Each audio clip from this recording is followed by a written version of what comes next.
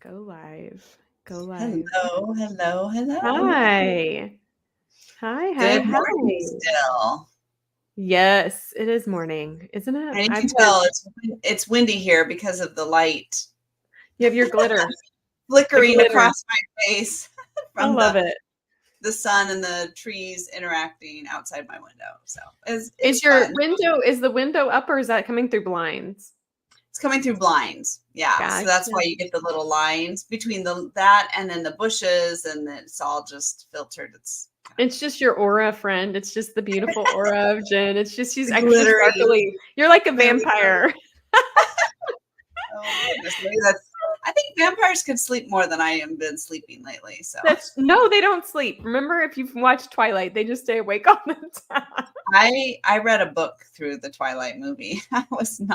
Did not want to Oh, see that. Jen, what's wrong with you? I'm I just kidding. literally had I don't even remember. It was some paperback, and because I remember tilting it towards the screen for the light so I could read. Now these days I don't think I could read in that kind of darkness. But back then I could read in Well, in a movie theater. it was it wasn't during the height of your hormone Yeah, hormone raging. You weren't a teen when that came out. Um definitely not.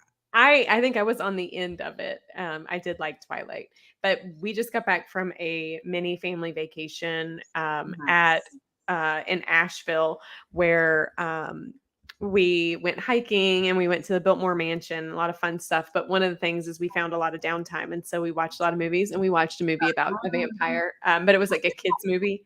And it was really funny. And so he glittered. This is why I know so much about these fictional The characters. glitter. He glittered. What else did he do? Oh, this was is ridiculous in the movie. They said vampires can win a staring contest without blinking. Like, okay. Anyways, I'm tired and Jen's tired, so this is what you guys get today. I just got back. We didn't get home till after 11 last night. Oh my And goodness.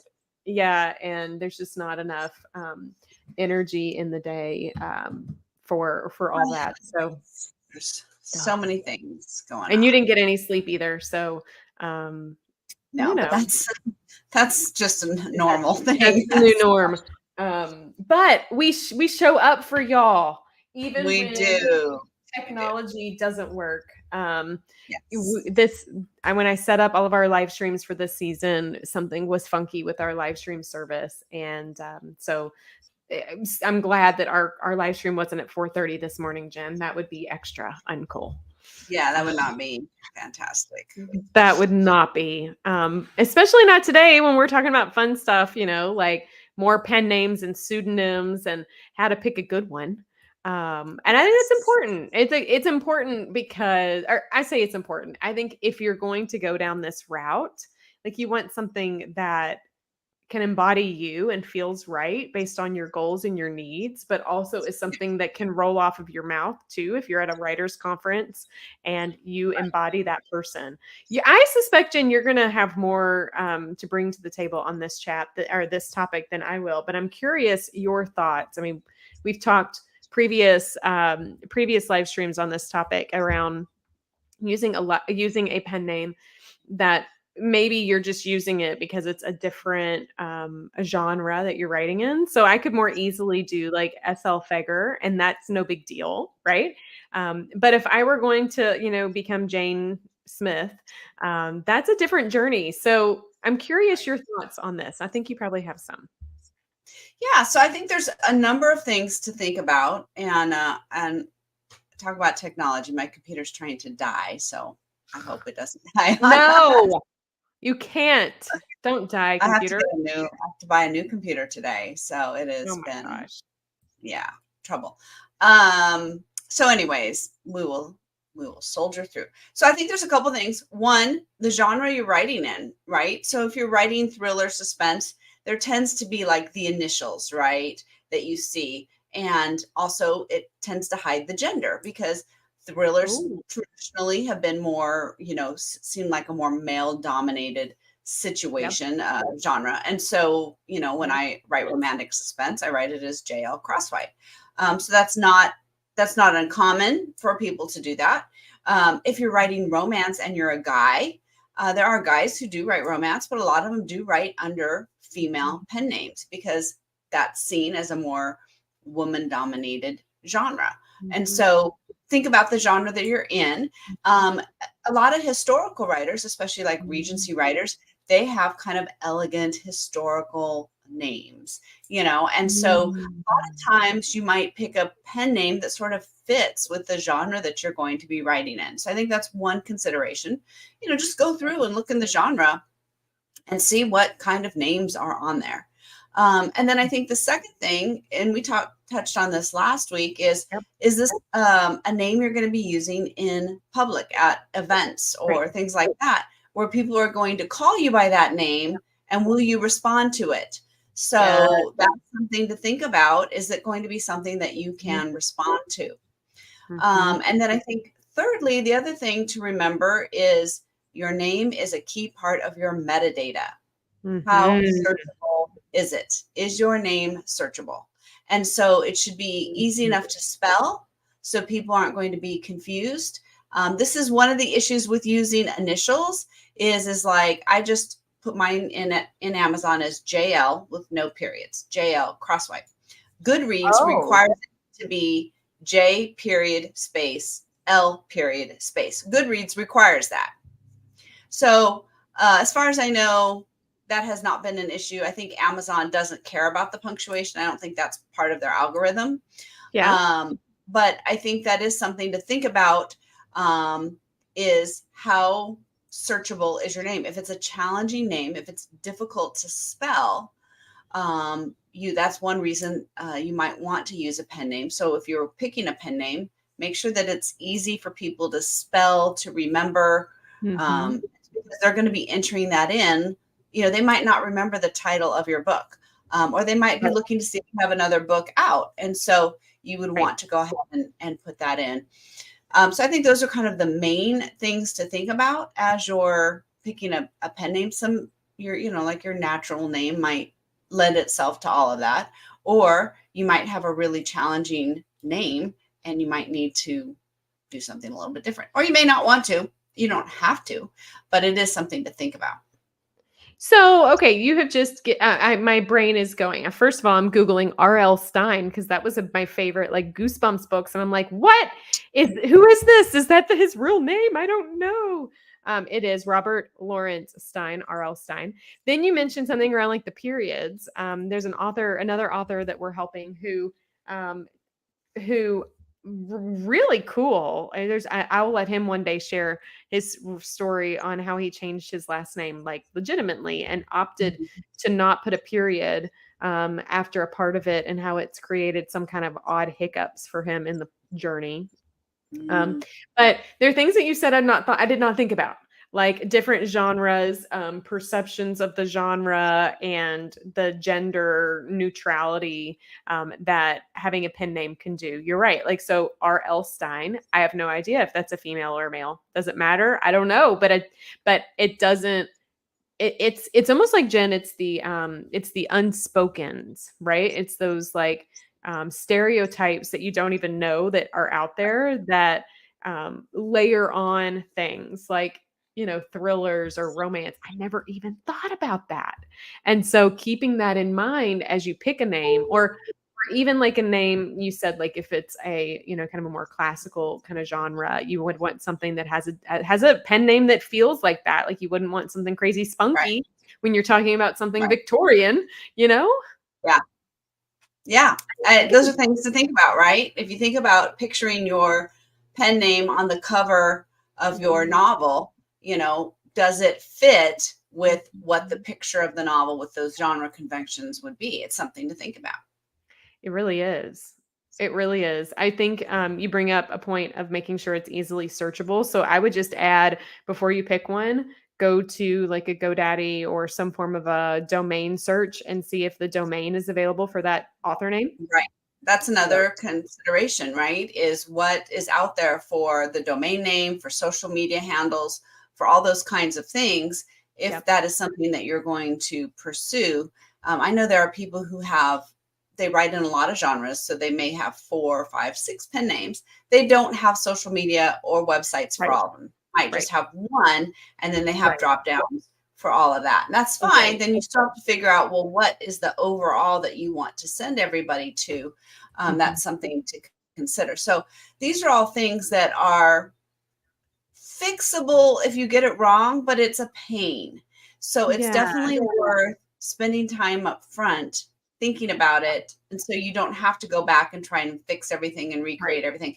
I mean, if your readers get to know you under one name and then you change your pen name, it might be a challenge for them to find you again. So you'd like to not do that if you can, and try to make it, So I would say a couple things to think about too, like as far as the searchability. If you think about, there's like Dutch names, for example, that Vander, right? Sometimes it's Mhm. one word, sometimes it's two, sometimes it's upper, sometimes it's lower.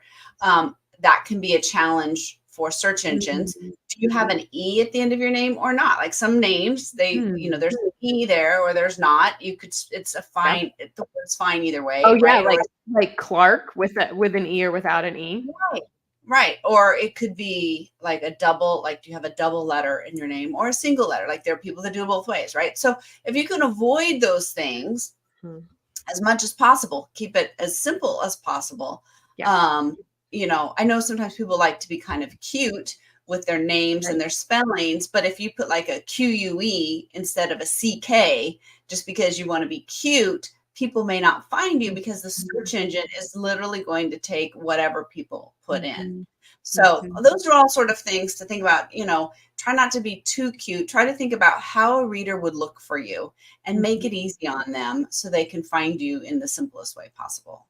I'm giggling inside, Jen, because I'm thinking that somebody should create a AI tool where you put in something and it's based on like your birthday and your whatever, and then it creates your pen name There's like they do for. probably There a probably is. It's like pen. they do for like your elf name around Christmas Mhm. or whatever, something that kind of like, I am now, Sarah Happy Pants or something. That's Right. really awful. There, No, you don't there's want to be that. probably some sort of crazy pen name generator out there.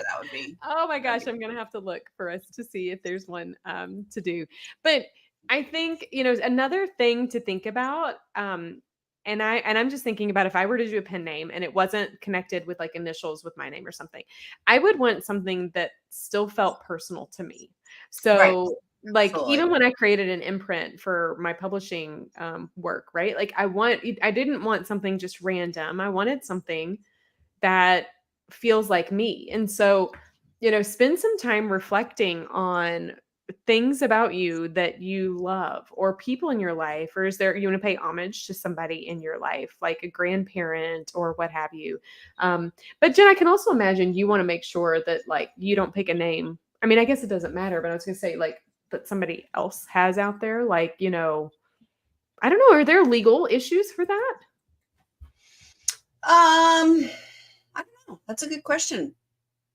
That's good. I would say I would be less concerned probably about the legal issues and more concerned about the searchability, right? So if you, for example, decided you were going to pick R.L. Stein as your Right. pen name, Right. people are never going to find you because when they look for R.L. Stein, Yeah. they're going to find the other one and not find you.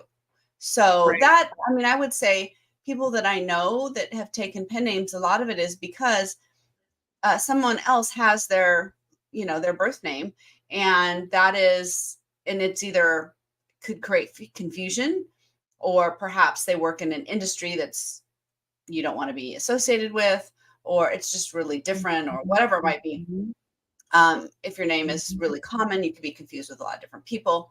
And so I Right. would say, pick a name that doesn't have a lot of, other authors using that same name. Oh, Dan right, Brown. So right, right. Dan Brown, right, of the thriller, Da Vinci Code and all that, right? You would think, why didn't you Don't use tell a me pen? that's a pen name. Is that a pen name?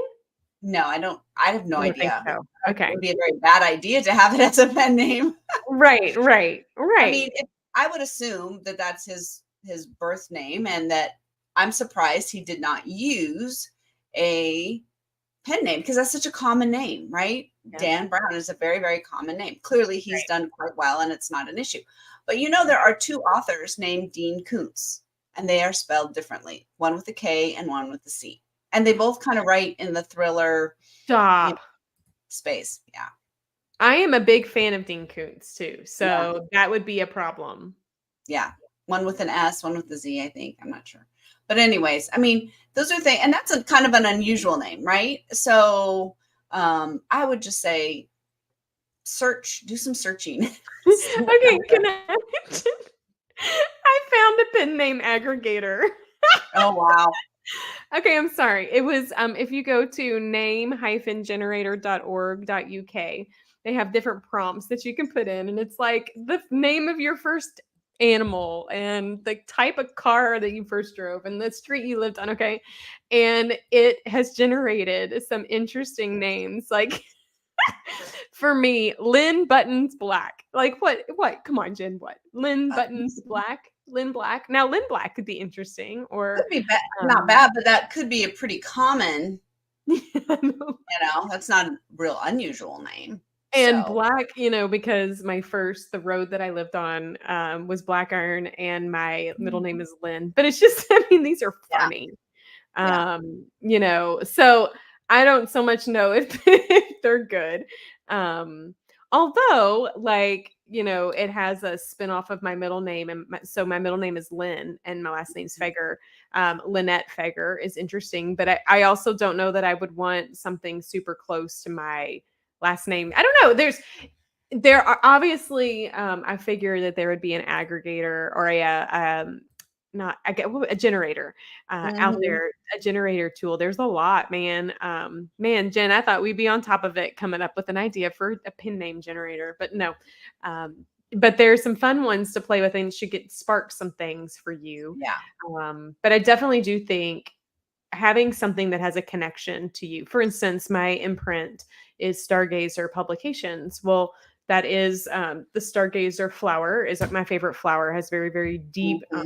connections in the Stargazer lily in my family, but also the concept of um, the double definition of a stargazer looking up to the sky, right? And Right. so, Yeah. is there something that means something to you that you Right. could I would say that would be the only way, Jen, I would be able to navigate Yes. it.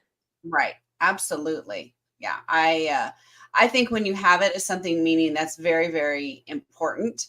And it's Yeah. something you definitely want to think about, as part as you're thinking through the process. Just as you would think, like you said, as you would think about the imprint for your publishing company, if you're indie publishing, your pen name, it's going to be around with you for a long time. So definitely make it something you want to be with you for a long time. I know. I mean, it almost like becomes a part of you. Yeah. It is a part of you, and so you want something that's going to feel right in that process. And so Mhm. I love the kind of the litmus test that you kind of gave in the beginning. What are the reasons that you're wanting to do it? You could also, Jen, I think test it out. Like you could try it on like something small, like maybe it's like a novella or something that you're doing just to see Mhm. like how it feels. But Right. I also would suspect, as with anything, if you can get it right the first time, it sure does make things easier in the long run. It really does. It definitely makes things easier. This is a hard enough industry of all the things you have to learn and create. And this, we're not even talking about writing the book, right? But all the things you have to No, learn to do, it's a lot. And so it is. don't make yourself, have to repeat work if you don't need to, for sure. Definitely. Absolutely. Yeah. Absolutely. So, Jen, what are you reading right now? You reading anything good? I'm still, I'm still working on my nonfiction I'm halfway through, more than halfway through the Idea Factory. I think I've Yeah. got 12 or 13 more chapters left. It's a very long book. Mhm. Yeah. But and that it's been really, really interesting to learn about technology and Mhm. the scientific creative process, which is just very Yeah. different than kind of what we do, Yeah. but has a lot of similarities. Um, been listening to some audiobooks. It was interesting. I was telling somebody that I'm having a hard time reading at night because I read all Mm, day and I'm really yeah. tired. And so I actually haven't picked up my Kindle in a while. Yeah. So I've just been listening to audiobooks and which is good. I still want story, but my eyes are tired looking at Well, I think there's an ebb and flow because I'm noticing I'm not doing as much social reading as I like. Yeah, And I think a lot of that has to do with the time of the year, the projects I'm working on, the right. things like just capacity. So I find, that my TBR list remains and I'm not digging into it or like Right. digging through it as quickly as I want to be. But that's okay. Like, that's okay. We know the power of reading, we obviously, but we can also give ourselves grace as we're navigating. I'm working on a manuscript, and so inevitably my spare time, Jen, is not reading, but it's writing. And Yeah. work getting all of those kind of ducks in a row. I am reading a book on that you and I have a joint client work with. I won't give it away yet, but it's on the power or the challenge of grief. And Mm. that's something that so many of us navigate and experience, and yet so few of us spend the time reflecting on how we should treat those who are in the depths of it. And Mm. what I really love about vulnerable books like this is that it challenges us all to walk away better people because we've learned and are reminded from others on how we should act and what things we should say or not say, or all of those kind of moving pieces in challenging times. She talks, and I think this is relevant to authors, so I'll share. She talks about the shoulds and how we should reserve shoulds for very important occasions and very specific occasions. So it's not like you should go do that. You should go for a walk. You should da da da da. You change shoulds to coulds for people to consider. And so when you're talking to anybody else, and even to ourselves, like Jen, when I'm thinking about us as writers and authors in our own craft, we feel like, well, I should be done by now. I should have da da da da da da da da. And nothing really good comes from shoulds. Right. It's There's a true. lot We of put a lot of pressure on ourselves. Some of the expectations are not particularly realistic, right? no, they're not.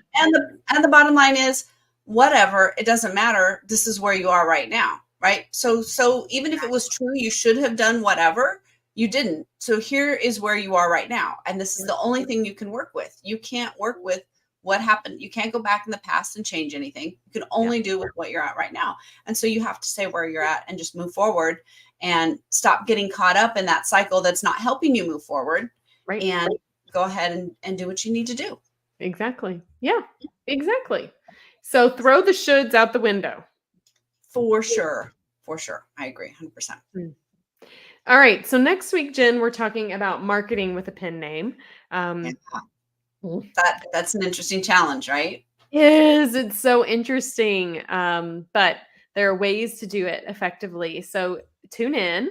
And then if any of you guys listening now or in the future have questions around pen names and you yourself are navigating, feel free to share. Jen and I are happy to answer those live or later too. So we are definitely open to that. Jen, want to send us off? Author, no matter what you call yourself, Yes, I love it. your words have power, your message has power, and you have power. And so we invite you each week to join us as we take that message, those words, that power to the page and beyond as we discuss all things marketing and writing. So Love have it. a fantastic week, and we will see you next week. Yeah, Bye. see you then. Bye, guys.